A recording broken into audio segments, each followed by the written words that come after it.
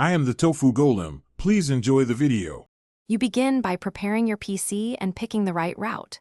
First, enable CPU virtualization in BIOS because emulation needs it. That boosts speed and compatibility. Then decide.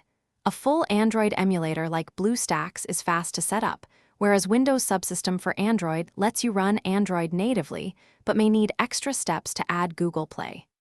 Once chosen, download the installer. Allocate around 4 GB RAM and 2 CPU cores, and run the installer to start the process.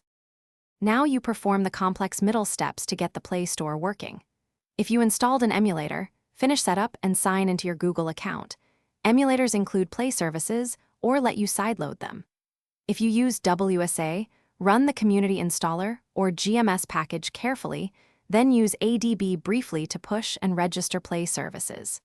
Make sure to enable app permissions like location and notifications so apps run correctly, and restart the subsystem or emulator once installation completes. Finish by launching Google Play, updating Play services, and installing apps you need. Test one app first to confirm input, graphics, and sound work, then tweak emulator or WSA performance settings such as graphics mode or CPU cores for smoother behavior. If an app fails to open, clear its data and cache, reinstall it, or update your GPU drivers. If problems persist, double-check that virtualization remains enabled in BIOS and that the emulator or WSA version matches your OS. Thanks for watching. Consider subscribing if we helped you today.